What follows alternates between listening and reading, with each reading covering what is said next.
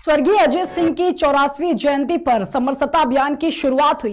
इस अभियान की शुरुआत राज्यसभा सांसद जयंत चौधरी ने की। जावड़े ने डबल इंजन की भाजपा सरकार पर जमकर निशाना साधा है। इसके साथ ही किसानों और युवाओं को लेकर कई बड़े बातें भी कही। देखिए यह खास रिपोर्ट। मथुरा के राया में राष्ट्रीय लोक दल के राष्ट्रीय अध्यक्ष व राज्यसभा सांसद जयंत चौधरी ने स्वर्गीय अजीत सिंह की 84वीं जयंती पर समरसता अभियान की शुरुआत की। इस दौरान उन्होंने स्वर्गीय अजीत सिंह की उपलब्धता को जनता के सामने रखा, साथ ही किसानों के हक की भी बात की। चौधरी अजीत सिंह जी की जयंती है और एक मौका हम सबको मिल रहा है कि जो चौधरी अजीत सिंह जी ने जीवन भर उनकी इच्छाएं थी, जो वो आपके लिए चाहते थे, बहुत कुछ उन्होंने किया, आपके बीच रहे, आपने भी भरपूर सहयोग उनका किया। देश के लिए, हमारे देश में भाईचारा बना रहे, गरीब का सम्मान हो, किसान को उसकी मेहनत का फल मिल पाए। सारे मसौदों पर जिस तरह से चौधरी अजीत सिंह जी की सक्रियता 4 दशकों से आपने देखी, लखनऊ तक यहाँ के लोग पैदल चल के गए जब वो पदयात्रा में निकले, जब उन्होंने देश में सांप्रदायिक दंगे पनप रहे थे उसके विरुद्ध जो कानून का एक प्रस्ताव मसौदा उन्होंने तैयार किया, तो उस सोच के साथ आप जुड़े।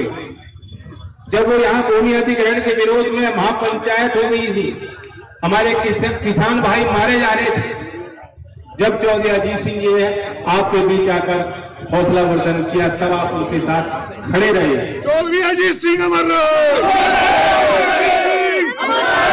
हरियाणा में अपनी फसल ले जाकर बेचने का जो किसान का अधिकार वहां की सरकार वंचित रख रही थी किसानों को, तो उस चीज को, उस प्रतिबंध को तोड़ने के लिए ट्रैक्टर पे सवार होकर चौधरी अजीत सिंह जी जब यही मथुरा से निकल के गए। किसानों और युवाओं को जयंत चौधरी ने संबोधित करते हुए डबल इंजन की भाजपा सरकार पर जमकर हमला भी बोला है। उन्होंने कहा है, किसान व मजदूरों को संगठित होकर अपने हक की लड़ाई लड़नी होगी। वहीं जयंत चौधरी ने कहा कि देश का बजट बड़े बड़े पूंजीपतियों के संगठन और एसोसिएशन बना लेते हैं और बजट उनके हक में ही जाता है। गरीब मजदूर का कोई संगठन नहीं होता। उत्तर प्रदेश में 32 लाख करोड़ का निवेश होने को जा रहा है। इसकी घोषणा यूपी के मुख्यमंत्री योगी आदित्यनाथ करने जा रहे हैं। नहीं चलेगा, रूट तो हम बताएंगे कहाँ। जो 84 कोस की परिक्रमा में जो गांव है, जो क्षेत्र है, जहां लोग परिक्रमा लगाते आए हैं, वो गांव के अंदर एक खुशी सी बनी, उन्हें महसूस हुआ कि हमारा हो सकता है कुछ विकास हो जाएगा। लेकिन जब उन्होंने देखा असल रूप, ये उसका असल रूप नहीं है।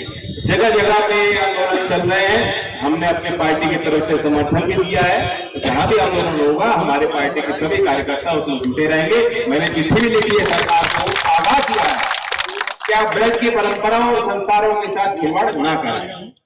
लेकिन आप सोचिए कितना दोगलापन है कि धर्म की बात वो कह सकते और कोई नहीं कह सकता, लेकिन धार्मिक मान्यताओं के साथ वही खिलवाड़ कर रहे हैं। तो हमें आपको सजग रहने की जरूरत है। चौधरी अजीत सिंह जी की स्मृतियां, उनकी याद का उत्पादन क्षेत्र है बहुत बड़ा, और देश में 30% जितना आलू पैदा होता है वो उत्तर प्रदेश में होता है, और सबसे ज्यादा आलू इसी इलाके में होता है, मैनपुरी तक, फरुखाबाद तक और आगे जाके बाराबंकी तक। आप देखें, ये मथुरा का, आगरा का, अलीगढ़ का, इन्हीं जनपदों का विशेष यहाँ के किसानों का योगदान है। बहुत बड़ी फसल है और बहुत उम्मीद के साथ फसल करते हैं किसान।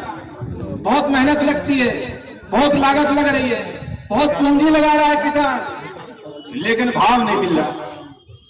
जब से इनकी सरकार आई, किसान ने तो घाटा ही घाटा देखा है। पिछले वर्ष धान की नुकसान में जब बेमौसम बरसात और खराब मौसम के कारण जो नुकसान हुआ, कुछ किसानों ने सोचा कि भरपाई आलू से हो जाए, लेकिन आलू से भरपाई नहीं हो पाई। आज भी मैं पूछ रहा था, अभी तो खैर 10 दिन में मुझे लगता है खुदाई फिर शुरू हो जाएगी, नई फसल आ जाएगी मार्केट। लेकिन आज ही कोई रेट नहीं है, आज ही 5 रुपए 6 रुपए का रेट है। समर्थन मूल्य अब तक राज्य की सरकार ने घोषित नहीं किया, जो योगी सरकार कह रही थी कि प्रत्येक किसान का आलू भी हमें खरीदना पड़े, हम खरीदेंगे। लेकिन आलू के किसानों को घाटा नहीं होने देंगे। आज वो सरकार क्यों चुप्पी लगाए बैठी है? समर्थन मूल्य आलू का घोषित होना चाहिए और मेरे अनुमान में लोकदल की मांग है कि 12 से 14 रुपए से कम समर्थन मूल्य हमें स्वीकार नहीं